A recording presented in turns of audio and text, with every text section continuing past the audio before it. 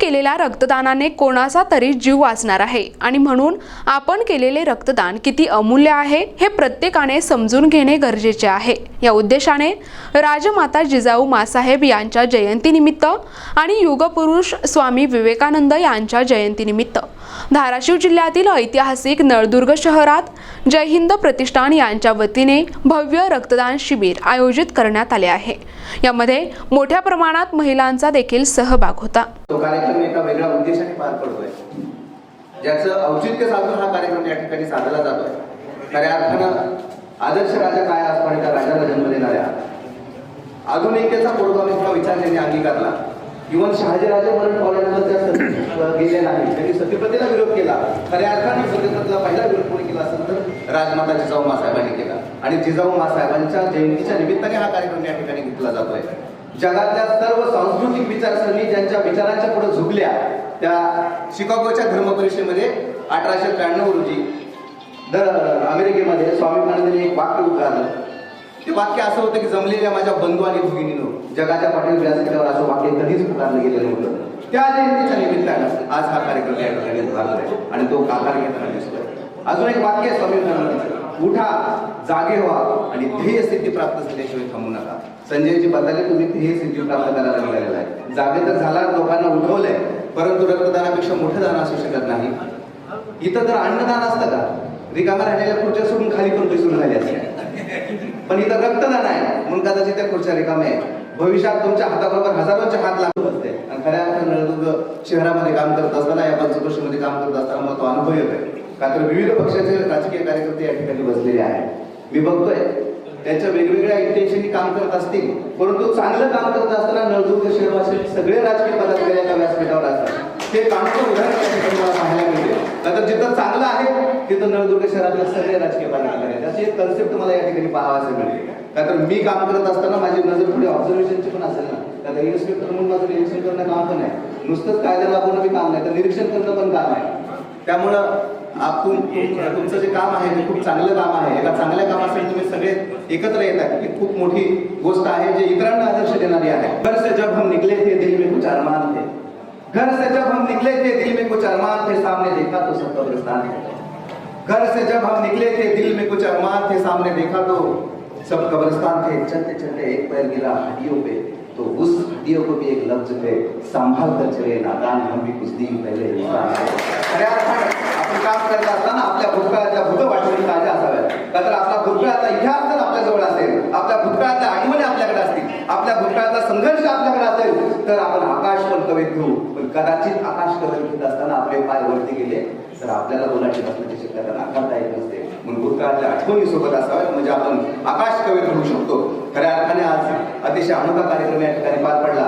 माझ्यासारख्या पोलीस अधिकाऱ्याला अशा चांगल्या कार्यक्रमाला ठिकाणी बोलवण्याची संधी आहे। तर अशा दोन महापुरुषांच्या नावानं संजय जे आपण रक्तदान या ठिकाणी करतात, आपल्या ठिकाणी अभिनंदन। आणि येणाऱ्या काळामध्ये कसं असतं लोखंडे साहेब, राजकारणामध्ये लोक रिटायर लोक होत नाही।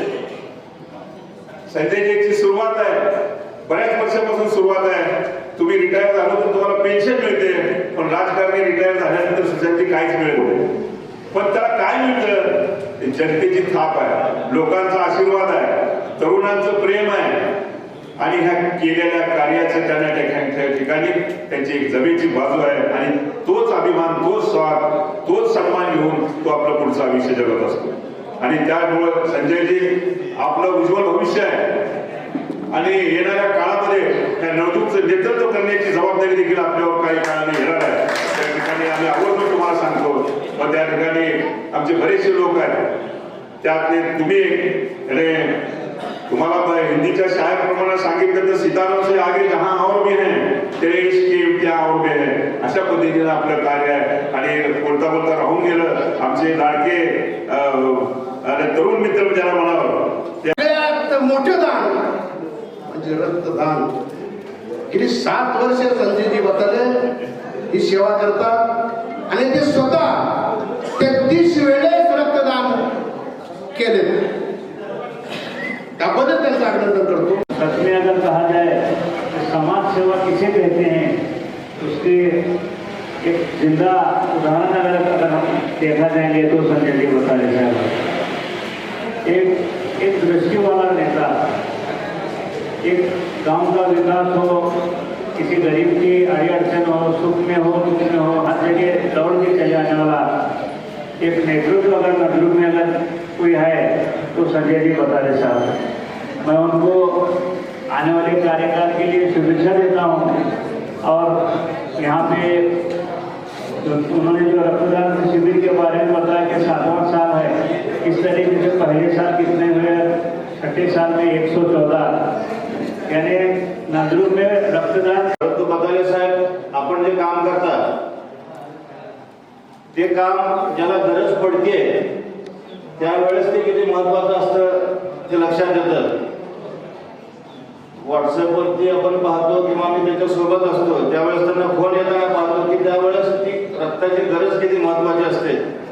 या प्रसंगी मी सर्वांना एवढंच आवाहन करेन की आपण तर रक्त द्यावं, परंतु आपल्या सोबत त्याची जनजागृती करून रक्त देण्यास प्रवृत्त करावं की जेणेकरून एखाद्याचा प्राण यातना वाचतो। हे दान नाही, हे आपलं कर्तव्य समजावं व प्रत्येकाने यात सहभागी व्हावं एवढंच या ठिकाणी मी जवळ 500 लोकांना आपण या ठिकाणी प्रवृत्त करणं हे खूप मोठं काम आहे, हे खूप मोठं कौतुकास्पद कार्य आहे। मी जय हिंद प्रतिष्ठानचे अध्यक्ष संजय बताले यांचं खरं मनापासून कौतुक करतो। आपण एक आदर्श नाव समाजासमोर या ठिकाणी घालून दिला।